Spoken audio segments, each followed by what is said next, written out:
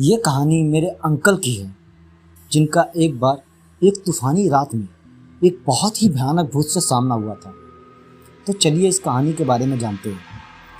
मेरे चाचा एक दर्जी हैं और उनकी दुकान हमारे घर के सामने ही है। वैसे तो अब वो सिलाई का काम नहीं करते हैं। ये कहानी तब की है जब वो सिलाई किया करते थे। उनकी दुकान पर एक अंकल काम करते थे जिनका नाम था राज। वो उस दुकान में पार्ट टाइम जॉब किया करते थे। वो अंकल हमारे गांव के नहीं थे, बल्कि हमारे पास के ही एक गांव के थे, क्योंकि उनका गांव अभी इतना विकसित नहीं हुआ था और वो हमारे पास जो आते थे काम काज के लिए तो उसी में सीख भी लिया करते थे और अपना काम भी कर लिया करते थे। इससे क्या था, उनका थोड़ा बहुत खर्चा भी निकल जाता था, पढ़ाई भी अच्छे से हो जाती थी, क्योंकि उनके गांव में अभी इतनी व्यवस्था नहीं थी कि वहाँ पे कोई काम किया जा सके। उनको हमारे गांव में अपने गांव से आने में लगभग 45 मिनट का समय लगता था और वो गांव पहुंचने के लिए एक मेन सड़क थी, उसी का इस्तेमाल किया करते थे। एक बार हमारे यहाँ बहुत तेज़ तूफान आया था और उसके साथ रह रह के बारिश भी हो रही थी। आसमान में बिजली भी कड़क रही थी। उस दिन तूफान थमने का नाम ही नहीं ले रहा था, क्योंकि अंकल शाम के समय अपने घर जाते थे। पर उस दिन तूफान आने की वजह से उन्होंने सोचा कि थोड़ी देर रुक जाता हूँ, उसके बाद जब तूफान शांत हो जाएगा तब मैं अपने घर चला जाऊँगा। पर तूफान नहीं रुका। मेरे चाचा उनसे बोले कि राज, आज यहीं रुक जा, तूफान बहुत तेज है, आज यहीं दुकान में ही सो जा। पर अंकल अपने घर जाने के लिए जिद करने लगे। उन्होंने कहा कि भाई साहब, मैं चला जाऊँगा, इतना भी तेज नहीं आ रहा है तूफान, और घर में मम्मी पापा भी है, परेशान हो रहे थे। तो चाचा बोले कि ठीक है, पर अगर तू रुकना चाहता है तो इस दुकान में रुक जाना। और रुक रुक कर बारिश भी हो रही थी। कहीं दूर जंगल में सियारों के रोने की आवाज़ आ रही थी। अंकल चलते हुए एक स्थान पर जाकर रुके। वहाँ पर उन्हें दो रास्ते दिखे। दोनों ही गांव में जाते थे, पर जो सड़क वाला रास्ता था वो थोड़ा लंबा था, लेकिन जंगल वाला रास्ता उनको जल्दी गांव पहुंचा देता। यही सोचकर उन्होंने जंगल का रास्ता पकड़ लिया। उनके पास बस एक टॉर्च थी जो कि मर मर के रोशनी दे रही थी, पर आसमान में कड़क रही बिजली उनको बराबर रास्ता दिखा रही थी। चलते चलते वो यही सोच रहे थे कि आज ये रास्ता खत्म होने का नाम क्यों नहीं ले रहा। वो चल ही रहे थे कि तभी उन्हें रास्ते में एक आदमी दिखाई दिया।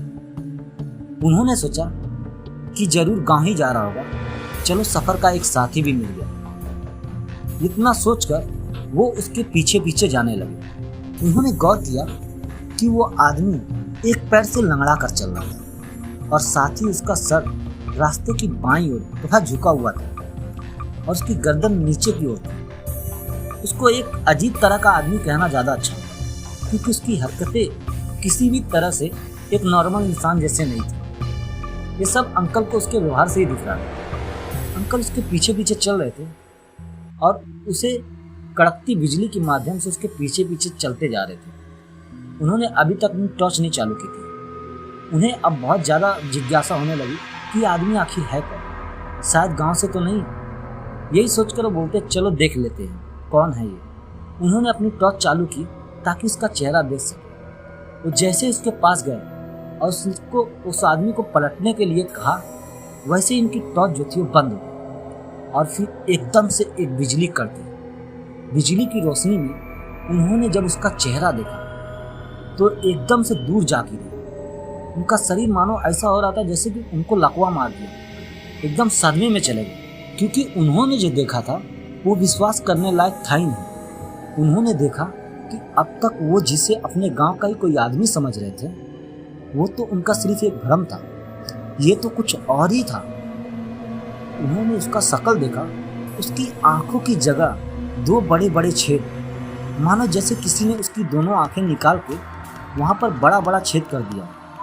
उसका जबड़ा अपनी जगह से अलग होकर एक तरफ लटका हुआ था और उसके दांत उसके अंदर से साफ दिखाई दे रहे थे, पर दांत भी ऐसे कि अगर किसी को काट ले तो उसके शरीर का सारा मांस निकाल के रख दे। ये तो एक बड़का है, पर ये कैसे?